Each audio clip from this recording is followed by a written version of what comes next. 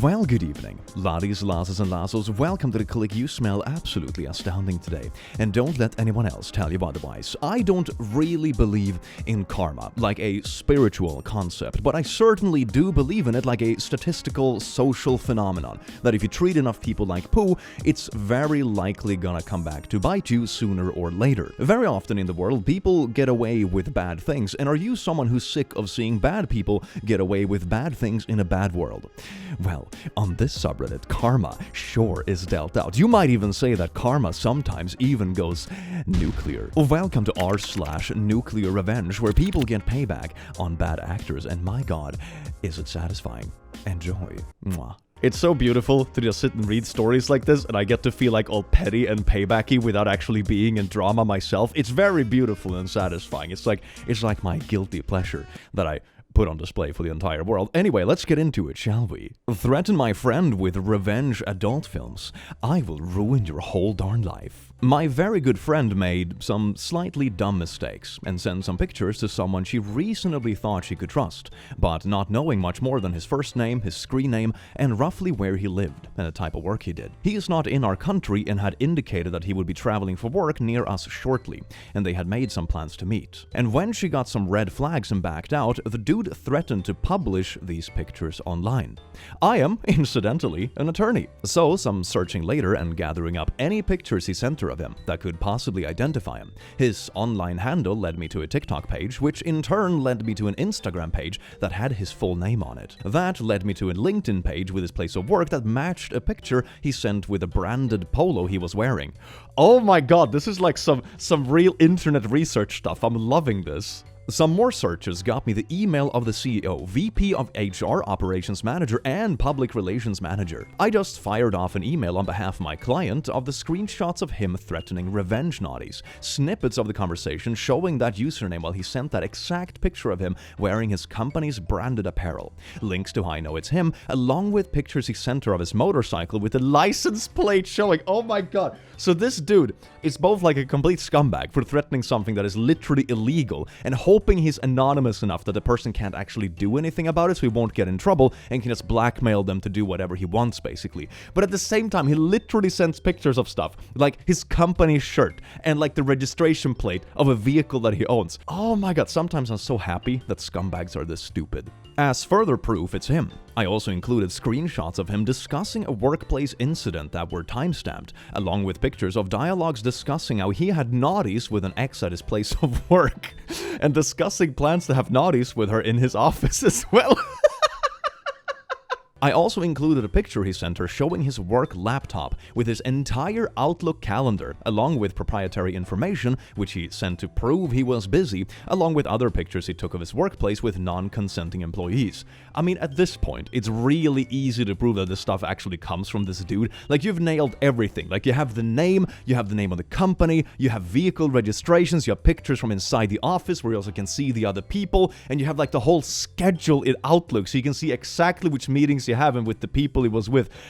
Oh my god, that's amazing. Like, if you're gonna try to be anonymous online, like this is probably not the way to do it. Oh my lord. I further informed his employer that I will be forwarding all this information to local law enforcement. And since he has indicated that he would be traveling to the United States soon, I will also forward this to the local Office of Federal Bureau of Investigation, as since my client is a US citizen on US soil, these threats constituted a federal crime. So should they continue with his employment and continue with their plans to send him to the United States for work, I will ensure on behalf of my client that federal law enforcement is waiting for him on arrival, which I will do, as one of the assistant US attorneys for this region is a law school buddy of mine. Oh my god, talk about messing with the wrong person. Like, all the connections are just standing in line to frick up this dude. That is amazing. I love this. He tried to do some like anonymous blackmail BS online, and he just stepped in a literal legal hornet's nest. I love this. Since I have his license plate number, I know where he lives, and I will be contacting his local authorities tomorrow. You dumb mother effer, thinking you were hiding around anonymity, thinking you could threaten my friend. It took me 45 minutes to destroy your life. I'm gonna be honest, a lot of the revenge stories on subreddits like this sorta goes into like two wrongs don't make a right, but in this case, this is just the right thing to do. The dude is doing something illegal, blackmailing people with very naughty things. Like this is just what you should do. You should just report it and make sure he suffers from it so he can't do it again. This is beautiful. This is like karma done right. Out of all these times that like anonymous internet stuff doesn't get addressed because it's too anonymous, this is like a beautifully satisfying story. Oh, there's an update to it as well. Update, threaten my friend with revenge naughties. Barely 12 hours later. Before I get into the update though, I want to clarify a few things from my original post, primarily about the contact to the employer and why. Some questioned its truthfulness. While the entire story is true, some details were omitted for various reasons. There were more she/I had in our possession that did positively identify this individual. I mean, that's just what you do with online stories to like maintain anonymity. You twist a couple of details so you can't literally search everything up, but like the main story still remains true, so to say. That's just how you do it in the online world. So would a lawyer contact his employer like some stated would not be done?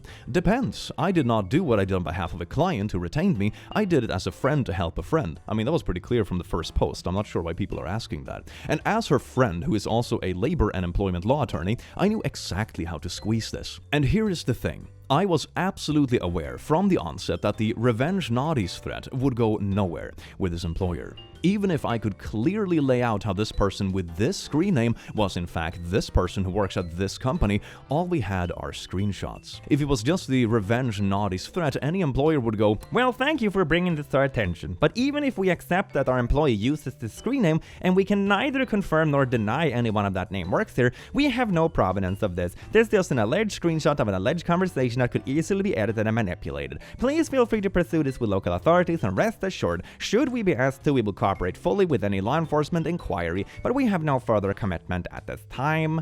And I know that's what they would say because that's exactly what I would say.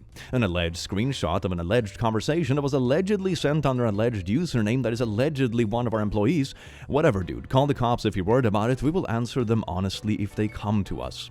The issue wasn't the revenge naughties threat, it was the picture of the contents of the work laptop. Yeah, that's actually beautiful because that contains sensitive information stuff that you're probably not allowed to leak with the contract you have with the employer. So even if the employer, because corporations are gonna corporate, wouldn't do anything about this threat that he was sending to people online, they will certainly do something about this. So it's all about squeezing the corporate stuff where it hurts the most. Because that can't be faked. There is no way for her or me to create a false image of the actual proprietary information on his work computer unless he sent it. There is no way for me or her to have possession of images taken of his coworkers without their consent unless he sent them. The proof here wasn't that this person broke the law. It's that he sent pictures of company employees and property which would absolutely be verifiable by their IT department that yes, this is absolutely his laptop. That's what would get him fired. So I advised my friend not to block him, to sit back and wait and not respond to anything, but let him dig himself in deeper. And respond he did. Update, he's been fired. So with now definitive proof that the individual in the online conversation is in fact this person, we will forward it all to the local authorities in his country, along with his license plate number. They are more than capable of getting his home address. Oh my god, this just falls so beautifully under the typical karma story, just frick around and find out. I love that they're finding out so hard for doing something like this. That is absolutely disgusting, and it's so nice to see this kind of story actually have like proper karma for once. That is so good. Heck yes, NuclearRevenge indeed. NuclearRevenge done right. I think one interesting side point to this as well is also just to practice internet safety in general. You never actually know who's on the other end of a computer for sure. And this is what I tell people all the time in my community or when I'm streaming or on Discord, for example. Like, take my own Discord, for example. It's a relatively safe place on the internet. It's moderated, it has bots, it has logs, all that kind of stuff. But even then, you can never be entirely sure who's on the other side. People's accounts get hacked all the time. People can fake identities. People can do all kind of stuff online. It's important to never trust anything to 100% online because you can actually never know for sure. Another important thing is to make sure you don't have information out there that links to something else like this schmuck did. In this case, I think it's really good because he caught karma because of it, so heck yeah, keep doing it. If you're a scumbag, I guess keep being stupid as well. That's a pretty good takeaway, I suppose. But if you're a normal, decent person, make sure you don't put out information there that can then be linked to another piece of information. Like, for example, if you want to be anonymous online, don't have like a public Facebook profile with the same profile picture you have on your Twitter if you want to be anonymous, because that can very easily be back searched on Google, for example. It's just stuff like that. Don't have stuff linked to stuff you think is sensitive. So good internet safety takeaways all around the place. And karma hits beautifully sometimes. Try getting me fired. Enjoy homelessness. I was an adjunct professor at a college. One of the students didn't like me and tried to get me fired by making false accusations that I had pinched her and caressed her hair. Oh my god, what? Is that like the whole context? Like nothing else happened. It was just like this student decided that didn't like this person, so they're gonna make up like false fondling accusations towards the teacher. That is absolutely wild. Who does this? If this is the full context, that is wild. I did not take this lightly. I could have been fired or faced criminal charges. This student was on a scholarship that required her to maintain a minimum attendance. Our college also requires a minimum attendance to pass a unit. An eye for an eye, right? I accidentally forgot to mark her name down when taking attendance, even if she was there. A few weeks later, she was gone. I was confronted by her friend that she lost her scholarship and was now living out of her car because of my carelessness in taking attendance. Little did they know. Edit, my entire livelihood could have been ruined. How was I meant to know she wouldn't lie again? Not sure why people are upset in the comments. This is called NuclearRevenge. I mean, it is certainly the best place for it. Oh my god, but who does that? This also falls under like frick around and find out. Jesus Christ, what were they hoping to gain by doing this in the first place? Like assuming the context and everything is truthful. I don't get the outrage either. Was what OP did shitty and petty? Sure it was. Morally questionable too. But it was the student who started it. She was the one who put a person's livelihood, future, and freedom at risk simply because she didn't like him. False accusations about this kind of stuff are damaging to everyone. The accused, even though innocent, can have their lives ruined beyond repair. Meanwhile, any future actual victims could be dismissed because of past false allegations. Everyone loves a high-stakes, high-reward game when they're not the one footing the bill, and nobody likes having the tables turned on them. I think that comment is a pretty good takeaway to this kind of story. It's like, sure, what the person did isn't like morally correct or anything like that. Like, two wrongs doesn't automatically make a right. But it's also the kind of thing that is so ridiculously serious that you can't really blame the person for wanting this other person gone and out of the picture. If they have tried this once, what's stopping them from trying this again and pushing it further until they actually get some kind of results from it? Of course, assuming that the story is real, maybe it's made up for internet point. That can also of course happen in these kind of subreddits. But these kind of stories just make me so happy I'm not actually there. I'm just reading it on the screen because, my god. Abuse me as a child. Teenage me might ruin your life.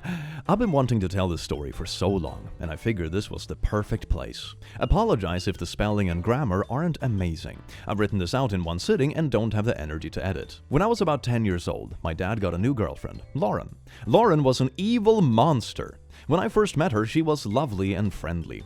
I quickly liked her, but over the years, everything went downhill fast. It started out small. Lauren would steal my things and then deny it. Of course, everyone believed her, and she would tell me that my dad loved her more than me, and that if she wanted to, she could click her fingers and he would never see me again. Oh my god! I don't get people like this, that get like jealous of someone's child and starts mistreating them. Like, if you get together with someone that has a kid, that's like part of the package. It's not like your mission to get rid of the kid. That is absolutely ridiculous. You should be like a parental figure, at least be there for them, depending on what the kid chooses. But like, this is insane. She read my diary, then told everyone what I had written. She reported me to the RSCPA for abusing my animals. I wasn't. After a couple of years, she had my dad being physical with me. Yes, I know he was an adult with choices as well, and I hold him just as responsible. She would constantly tell my dad how bad I was and encourage him to hurt me, and after a while, he would always snap and end up doing what she wanted. There are so many more things she did, but you get the picture. My dad and Lauren separated when I was about 16 years old,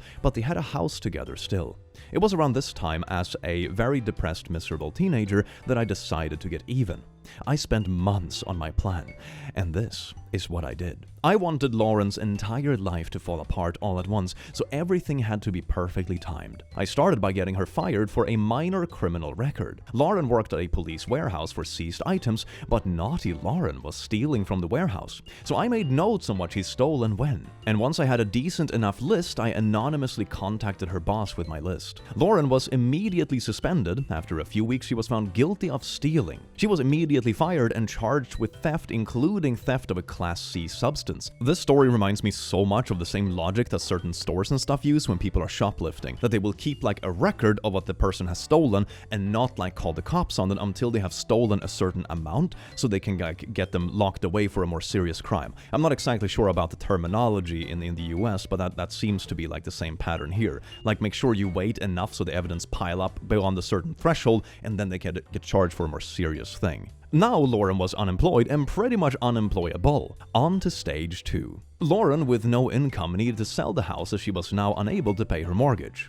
My dad also wanted to sell so he could move in with his new girlfriend. So I made the house unsellable and pretty unpleasant to live in. My dad and Lauren were stupid and never locked their back door. I didn't have any keys, so I would sneak in when I knew they were out and hide disgusting things. Bugs everywhere, old prawns hidden under floorboards. I even stitched some old prawns into the bottom of the curtains. Oh my god, that is so good. This reminds me of a thing some stupid kids did in my school when I was like 15 years old. They would sneak in during the weekend and dump surströmming. If you know what that is, it's really disgusting. Google it if you don't know what it is, surströmming. And they dumped it in the AC systems. And the school smelled like rotten fish for like 6 months. It was insane. This is basically on the same level. Holy shite, man. Dead mice everywhere, including under Lauren's pillow. Live mice under the pantry. The house stank and no one could figure out why. Estate agents refused to list it or would only list it for far under the value, and potential buyers would leave quickly after no one could explain the source of the vile smell. Lauren was approaching bankruptcy. Exactly what I wanted. Only one area of her life left to destroy. Lauren had been in a relationship for a year or so with this guy. I can't even remember the poor guy's name. We will call him John. Well, Lauren was cheating on John, and with his own father of all people. Holy, oh my god, what is this story? What is this story? Does stuff like this actually happen? IRL. This is like some like cursed reality show from like 1997. Oh my god. Poor John proposed to Lauren. He needed to know who she really was. Oh my god. I mean, in that way, it's not even just payback. It's just saving this poor dude. I can't imagine his dad is in on it. Can you imagine a parent that would like knowingly cheat with the partner of their kid? Oh my god, what is up with the people in the story? One day, when Lauren had John's dad over, I got in the house via the unlocked back door and I grabbed her mobile that she had left in the kitchen. It took a few attempts and a lot of house watching to get lucky with the phone. I texted John from her phone pretending to be Lauren. I told him I was sick and asked him to come over. And of course, good old John rushed over. I unlocked the front door and texted him letting him know to let himself in, and I was in bed sick. I mean, the one thing on this story is that she doesn't password lock her phone. Or maybe the kid knows the password from when like their parents were together and she doesn't change it. That's also very possible, but that's like one thing that stands out. Do people actually not have like locks on their phones? That's pretty wild in that case. I left and hid around the area, and the drama was intense. Lauren and John's dad, half naked, chasing after John in the street, screaming and crying. I think John might have even punched his dad before driving off. Obviously, their relationship was over, and John's dad even ditched her in an attempt to get his son's forgiveness. So Lauren was alone, broke, unemployable, facing charges, and about to go bankrupt. Sadly, I don't know how the story ends. I cut contact with my dad around that time, and thus my connection to Lauren was gone. I do remember my dad mentioning her being, you know, on the brink of pretty bad stuff right before we stopped speaking, so in my eyes my goal was achieved. I didn't need to see the fallout anyway. Just knowing what I had achieved was more than enough for me. I mean, Jesus Christ, if this story is actually real, she's a pretty wild character, isn't she? Like, she's mistreating kids and, like, getting into, like, relationships with parents with kids and then, like, being abusive towards the kids and trying to push them away from their parents. That's pretty heckin' yikes. Stealing things from, like, police locker rooms and then cheating on his new boyfriend that is about to propose with the boyfriend's own dad. Like, the moral record of this character isn't particularly great. And this is only the stuff that we know about. Oh my god, what a pattern. And that's the story of how I got revenge. Writing it out, I realize how unreal it sounds, but that's the whole story. I mean, I've heard some pretty wild stories in my days, from people that I actually know, so it's somewhat verifiable. But one thing I've realized also is that stories sound way more wild when they are condensed into this kind of format. Because this is something that probably happened over the course of like 2 years or something like that, or 1 year or something like that. You know, getting her fired, and then this kind of process with the house and showings that take a long time, and like getting the listing out there. So like a lot of the things in the story are stuff that would happen with quite big gaps. So this is probably like a series of events that happened in the span of like 1 or 2 years. When if you count like the mistreatment as a child, it's something that happened over like 7 or 8 years maybe even. So it's a pretty long story over a very condensed storytelling. So I think that also adds to the fact that it sounds very unbelievable. I mean, of course, stories online, you never know if they're true, and you never know how many details are added for dramatic effect. But if it is true, oh my god, what a character. Holy crap, man. Aunt broke my model kit, so I took away her everything. Oh my god, is this like a villain arc? It's like someone broke my toy, so I took over the world. Okay, let's get into it. This whole thing started exactly a year ago, but just ended, and a friend told me to post it here, so off we go. I live in Turkey, and as you know, southeast of my country was wrecked by a couple of giant earthquakes a year ago. My city was the epicenter, and while the house I lived in with my family wasn't destroyed, a lot of shelves got knocked off, and one of them was the one where I held my Gunpla kits. Out of all the kits I had, only one survived, a MG the O that was heavily customized. I had built it with my grandfather who passed away a few years ago, so I was ecstatic it survived. A few months after everything had calmed down, so my mother called the relatives for dinner, which included Aunt B. Not for Birch. Her name does start with the letter B. I do love the parentheses. She came alongside her son, which is 8 and is an entitled brat. While the adults were drinking coffee, this little brat barged into my room and demanded to play with my computer, which I refused since I was editing a video for my college society and had the camera on. Well, the brat went back crying to her mother, who came in and started yelling at me. Oh my god, I hate it when like there are guests in a house and like the parent is endorsing their super entitled child, just messing stuff up.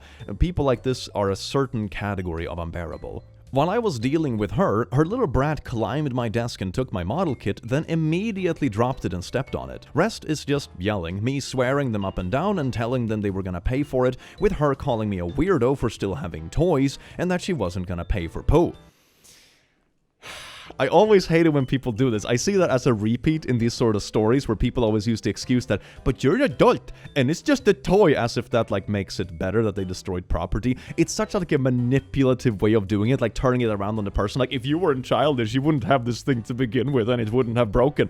Yeah, but it's still like destruction of property though, fam, isn't it? Like the rest of the context is sort of irrelevant. And I mean also like having toys as an adult is sort of like, you know, casually looking over at my 300 plushies.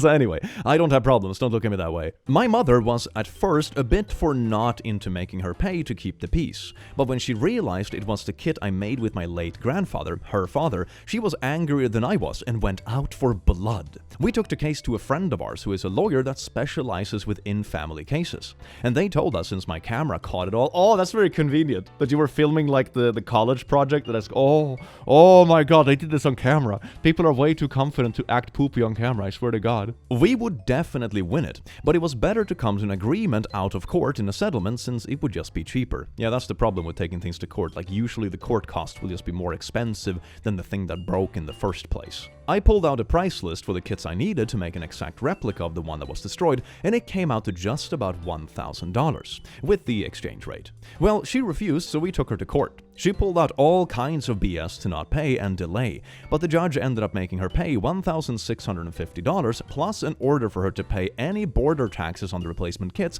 alongside the court and lawyer fees. It completely messed up her savings, and her husband, who was already waiting for a chance to divorce her, took it. I mean, I can imagine that dude was waiting for an out. If this is how like the kid acts and her actively endorsing it, I can just imagine the arguments that goes on in that house. You know, the kid does something or breaks something. It's like, no, you're not allowed to break things. And the mom is like, he's my little angle. He can break whatever he wants. Imagine living with that like dual combo, entitled brat and parent that endorses it in front of everyone. Ooh. Yeah, no, I can see why he bounced. When it all ended up, she had nothing and even lost her brat's custody to her ex-husband, and she not only lost the down payment she had for the house, she lost all her savings and didn't get alimony from her husband. Okay, that's kinda good for the kid though, I suppose. Like, getting away from parents that endorse the absolute worst sides of kids is probably a favor to the kid in the long run, I'm not gonna lie. If like she endorses, because the kid is really young still, right? Like, kids will push limits and be like bratty from time to time. Like, they literally go through phases in their childhood when they try to specifically push limits with their parents and people around them. So like, being around people for the kid that aren't gonna like endorse the worst parts of their behavior is probably a favor to them in the long run, not gonna lie. Am I happy her life got completely fricked? No, not really. Do I feel sorry it happened? Not in the slightest. She and her crotch goblin fricked around and found out. It's that simple. I feel bad for her husband though. He's gonna be the one trying to make that brat into a normal person, and I don't envy that in the slightest. I mean, at least now he has custody, so he can raise the kid on his own without the other parent just like pushing the worst parts of it. But yeah, that's not a very happy situation to be stuck in. Ugh. My fiancé cheated with several men, including a naughty offender, so I took my revenge. I met my ex in 2012, right after I had just turned 30. I had only dated and been with women exclusively until I came out as bisexual at 28. Let's just say the year I was 29 was a busy year making up for what I had missed out on. It was mostly casual hookups, yes, safe, and I did try dating 2 different guys for a few weeks, but it just never worked out or got serious. I kinda figured that I would probably end up marrying a woman or not getting married at all, because I just didn't see myself catching romantic and naughty feelings for a guy. But then I met Ryan. From the first date, it was just like the only other time in my life that I had fallen in love. Butterflies, constantly thinking about him, wanting to spend every moment with him. He fell for me hard too, and we became an item. Though he did say while he considered my bisexuality a turn-on because he had a thing for straight guys, it also gave him pause because of my desires for the opposite sex, and his concern it may lead me astray. I thought about it and understood it was a legitimate worry, but assured him that I couldn't even think about anyone else because I was really into him. Note, I knew he was the only one by the end of the first month and I was in love. But I wasn't going to say these things too soon and risk scaring him off. On our first date, he admitted to me that he was legally blind due to a genetic disorder, and that it was progressive and eventually he would only have a sliver of his peripheral vision. He immediately said he understood if I didn't want to see him again because no other guy had wanted to date him and be his driver all the time. I grew up with a brother in a wheelchair who never learned how to talk or drive due to a misdiagnosed meningitis at 6 months old back in the 70s. I told him that and said that what my brother had was a severe disability, so in my perspective his blindness had no effect on my feelings, and that always being the driver was a small sacrifice just to be with him. The following years were bliss. We brought out the best in each other. My family, who was surprised but very supportive when I came out, adored Ryan and treated him like family, and said that I acted happier since we had been together. When I met him, he was working part-time in retail and had done very poorly in high school because he lost a lot of his confidence as his vision deteriorated. I told him that one thing I did insist on was that he do something with his life because he had too much to offer and that I would help. He said that he wanted to be a teacher but didn't think someone with limited vision could teach. Nonsense. So I put him through community college for 2 years, then 2.5 years of a local university, and finally the 1-year teacher certification program as required by California. I drove countless miles and paid hundreds in public transportation costs for him, never blinking an eye or complaining. That is so wholesome and beautiful. I'm assuming because of the subreddit the story isn't gonna keep being like wholesome and nice, but so far very wholesome and cute. We had been together for 7.5 years and were engaged to be married in October by the time he was in his last semester of his teaching certification, which involved him student teaching at his former high school with his favorite teacher from his days in school. Then the pandemic hit and schools closed. Fortunately, he still had enough hours in the classroom that he would still qualify to be certified after the governor issued a waiver with executive order. On the 3rd day of the stay-at-home order in March, my life crumbled when I innocently found out he had cheated on me with an ex, all because he handed his phone to me to show me something on Instagram. I accidentally fat-thumbed the back arrow when he gave it to me, taking me back to a list of all his messages. I looked and recognized the name of his ex as the 2nd message, dating a week ago. I clicked on it and my heart sank. Directions to my house, pictures, dirty talk, and reassuring him not to worry about me because he had my location on my Find My Friends, just in case I came home from work. Oh my god! What an absolute, gut punch. I immediately started screaming, demanding to know everything, and he admitted to having his ex over twice for naughties and that they didn't use protection. His ex was engaged to his GF during this time, adding another victim. Oh my god, they both messed up both their lives? Jesus Christ, man. Oh my god, they're both like homewreckers. That's beautiful. Then he admitted to sleeping with his straight but curious recently single cousin by marriage twice again with no protection. Finally, he admitted to sleeping with a supposedly straight guy he and many of my cousins went to school with, who I told Ryan I really didn't like him or want them talking because I didn't trust him after what I read about him. Oh my god! It's not even just this is a repeat thing. This is just a pattern at this point. Jesus Christ. Since they were never close friends, I didn't feel like this was a big sacrifice or that I was being too controlling, and I assumed that he knew why, and all my cousins felt that way, but didn't bother repeating it. The reason was that after high school at age 20, this guy was a convicted, forced, naughty person who had done very bad things to someone not of age, and had gone to jail and required to register as a naughty offender for life. Yeah, that's the kind of track record that you don't really want to keep around you now, is it? Apparently, my ex was the only person in his graduating class that hadn't heard that news. All of this happened in my home while I was working. We spent the whole weekend crying, with me asking over and over why, and him repeatedly crying and saying he just didn't know and that he felt terrible. Oh my god, yeah, he felt terrible because he got caught. Because, he kept doing it. This is like a pattern. It's not even, he can't even use the excuse that, oh my god, it was dark, I slipped, and, things just happened. It's like, you can't even use that, bogus excuse. It's like, it's a repeat thing that seems to have been happening over the course of, literal years. Monday comes around and anger started being as common as sadness, and I made a comment that I said I was going to pull all the phone records going back to 3 years that AT&T kept them for a fee. Only when he heard that did he admit to one more guy. Oh my... It just keeps coming, isn't that? Oh my god, it's coming out of the woodworks. Some random person named Frankie off the gay hookup app Grindr, who was the first guy he cheated with and continued to casually hook up for nearly 2 years, with the last time being in February, the month before. He told me how it started. Get this, it was the day after his graduation with the BA in May 2018, and he was drunk from celebrating and wanted to do the deed. I too had been celebrating with him and said I was too drunk to perform, and said I would make it up to him the next day. Then I passed out asleep on the couch. Apparently he was angry in the mood for naughties because he downloaded Grindr, chatted with Frankie fellow, and arranged to have naughties in his car in a church parking lot across the street from our condo. Oh my god, this is so trashy. Which happens to be across the street from a school. This fact is important later. Oh, okay. All while I slept on the couch. All the times they hooked up after that was again in my condo while I was working or visiting a friend for the night up the coast. He used to love going, but started saying he couldn't occasionally because of homework and studying. Yes, indeed, a lot of studying on that couch. My god. This story started off so wholesome and sweet, just genuinely supporting and building a nice life and finding love and... Oh my god! I absolutely lost it. I told him to get in the car and I drove him to his family's house so he could tell them what he did so they understood why he was moving back into their house. While he was in the house, I was in the driveway on the phone with AT&T ordering the 3 years worth of detailed call and text logs. Then made an appointment to be screened for STIs. I suspended his service until he could figure out how to pay for his own darn phone, and then I temporarily changed all his passwords on the social media accounts he created with and made sure he couldn't hide more evidence so only I would have access to his cloud. We shared each other's passwords on his suggestion years before. I also called the bank and issued a stop payment on his financial tuition check that I had sent to the certification program the week before and hadn't hit the bank yet.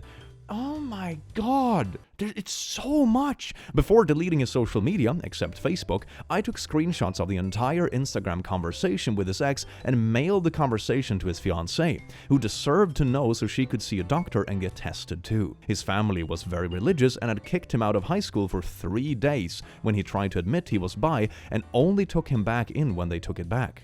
Needless to say, she ended it. He got kicked out, 1 down. That is so... Oh my god, the amount of people just tearing up their lives over petty, stupid stuff in the moment is absolutely astounding. My god. He came back out to the car and we went home. I took his house key and I told him to say goodbye to our 3 pets and get packing. Yeah, that's the thing. You tear up entire lives by doing stupid stuff like this.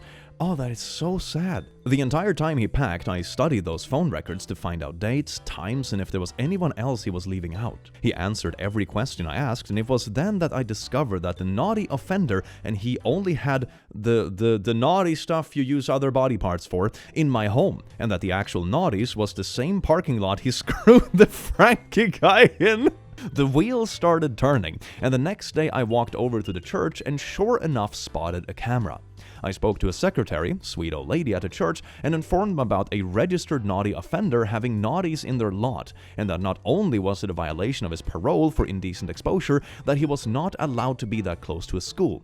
And I provided the date. I was in luck. They had a digital 2-year loop system that started deleting day by day after it had been retained for 2 years. It was April 2020, and he had first cheated with Frankie in May 2018.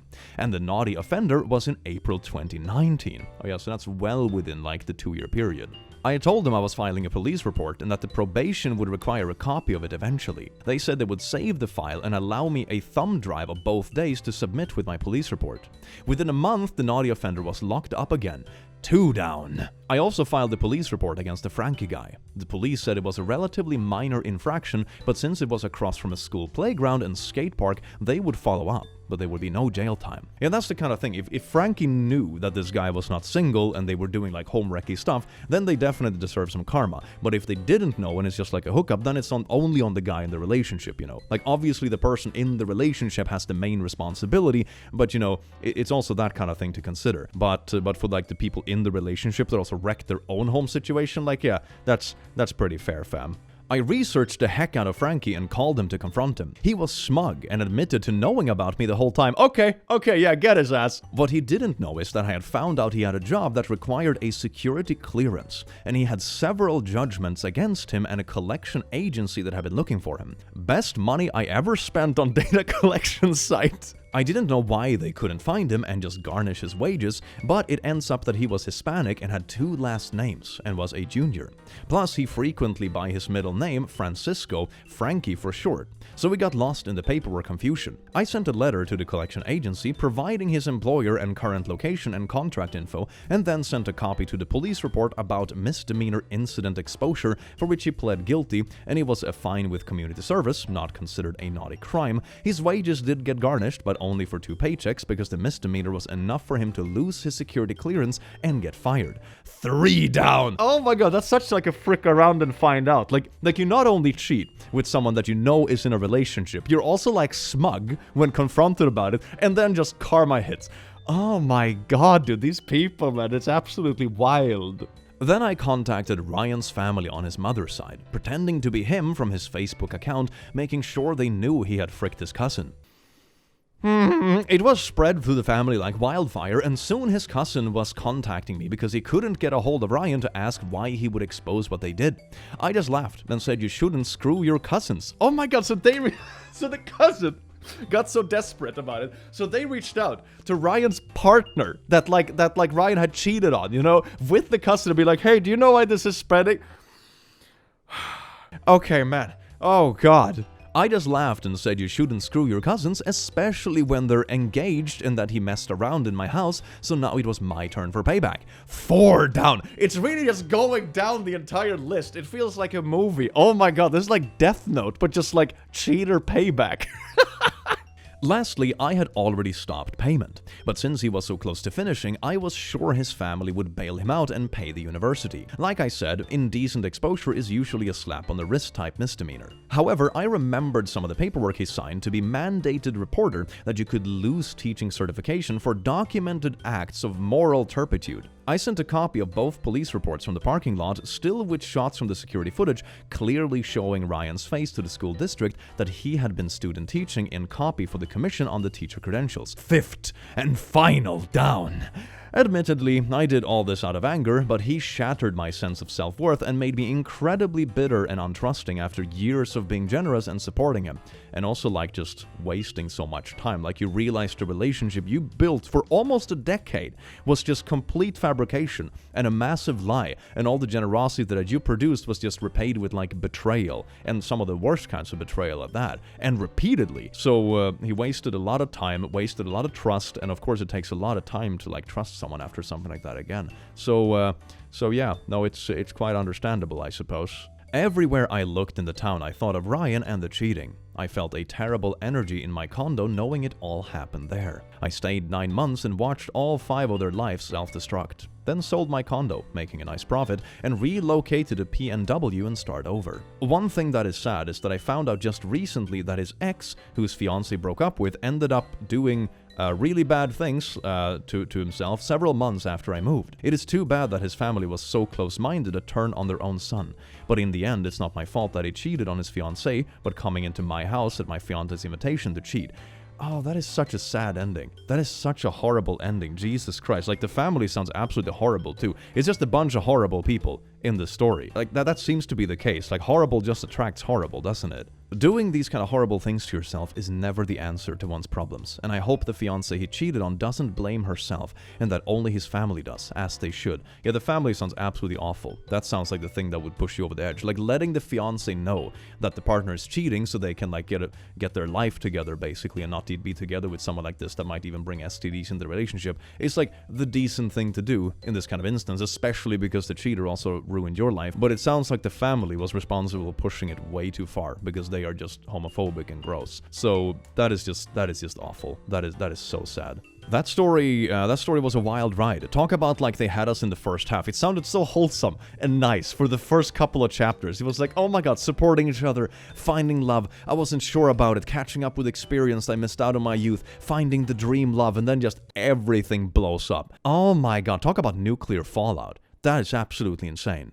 I blew up a romance scammer's life. This one is pretty fresh and still unfolding, but it already hit an explosive level. Some details intentionally vague. Context: I am a woman in my 30s with a reasonably good corporate-type job in a field with lots of room for growth. And I am recently back in the dating scene after a decade. I am kind of a would-be a 10 if she lost 30 pounds looking girl. Beautiful face, if a bit chubby, but I never have issues getting a date. Lol. I am not well off, but I am stable and have a bit of spending money. I live in a large multicultural city and my ex was an immigrant, so I am open to dating people of any origin. If it wasn't abundantly clear, this bit about my appearance is a joke and only speaks to his failure to select an appropriate victim. I don't care what people think about how I look. What happened? A few weeks ago, I met a very charming man from a Latin American country, only a couple of years younger than me. Seemed very sweet, cuddly, intelligent, family-oriented, emotionally available, educated, and in a good profession back in his home country, and had a lot in common with me. Chemistry seemed amazing inside and outside the bedroom. He was honest that he was in my country on a tourist visa, but hoping to stay. I made it clear I wouldn't be able to help him with that, but we would have a fun summer fling while he was here. If he managed to stay or come back, only then would we consider a real relationship. Then the other shoe dropped. A couple of weeks and 4 dates in, during a text conversation about my work, he asked me to be his sugar mommy. I initially laughed and assumed it was a joke. He kept pushing and clearly said it wasn't. Of course, feeling insulted by this, I went off on him. He maintained it as a serious ask until I hit a nerve with my complaints about how embarrassed he should be to ask me that. Then he got angry and insulted me for thinking he was serious about it. No apology for being hurtful to me. Okay, that seems a little bit weird. It's like, okay, it didn't work out. It was just a joke. Why are you so offended? It's just a prank, bro. It's just a prank. Obviously, what I did next was take screenshots and cry about it to my closest friends. I was hurt that he fooled me into thinking he liked me, that he thought I needed to pay for a man. My friends started a fuse on what happened next. One of my friends started snooping more on his online presence, and together we found about 6 different Instagram accounts that were all him, using different variations of his name and different photos of himself, all uploaded in batches. On Facebook, a similar pattern. All very scammy and suspicious looking. He had been foolish enough on one of his profiles though to follow and tag the employer that he was working for illegally on his tourist visa in my country. So I contacted another close friend in a local law enforcement agency that works with immigration. She looked up his file and he had a wife and daughter at home. Oh my god, he has a whole family. Did they actually know that he's doing this? Like, are they in on the scheme that he's trying to like scam people for money in this country? Or do they think he's only like working and that kind of thing and just sending money back home? That is so wild. I released the hounds after that. The friend who helped me investigate online made several group chats on multiple platforms with all his family, immediate and extended, and friends. She released all the screenshots as well as a rant about how shameful it was. As they started blocking her, she added more people. I found his sister's phone number. She sent her messages on there too. Everyone he knows, including his wife, know he's unfaithful and trying to take advantage of women. 30 minutes after the online bombardment started, I got a rude message from him about how I should be smart enough to know he was joking and he doesn't need to sell himself. I did not reply. Yeah, it doesn't sell very well to like try to sell it as a joke when you have like half a dozen profiles all with like fake names to try to scam people for various things. Like the joke excuse only works if you don't have that blatant thing right there.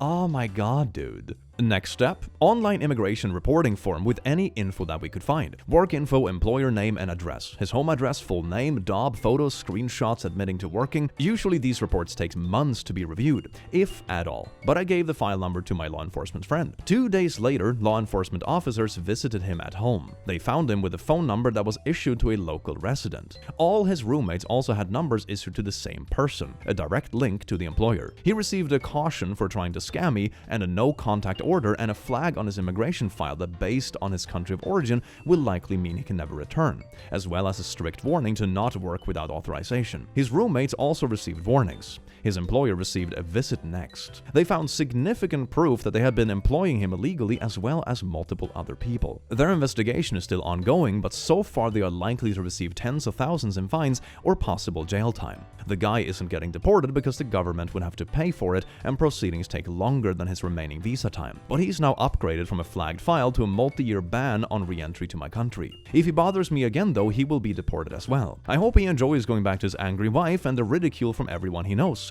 See you again, never! Yeah, at that point I doubt that the people back home were actually in on like the whole scammy part. It sounds like they just believe that he's like abroad earning money, sending money back home, you know, the typical kind of thing. But then he just went the whole scam route to like make an extra quick buck or something like that and started like setting up dating profiles and scamming people for money. Oh my god, that's so wild. And like doubling and tripling down trying to claim it's a joke when you have like very obvious fake profiles to scam people. It doesn't really fly now, does it? Well, laddies, lasses and lasses, I do hope you enjoyed some of these wild stories with insane karma and nuclear revenge, and oh my god, these kind of subreddits are so wild. It like tickles my little petty heart in ways that, you know, I don't have to be in drama to be petty. I can just read stories online. Isn't it absolutely beautiful? I feel like one of those mom groups that sit and watch like their drama shows and stuff and giggle and gossip together. That's basically what we're doing here together. Isn't that wholesome? Remember to check out the plushies in the description. They're available for a little longer throughout the month of June, and have an amazing rest of your day, you beautiful being, and I will see you again in the very near future. Take care. Mwah.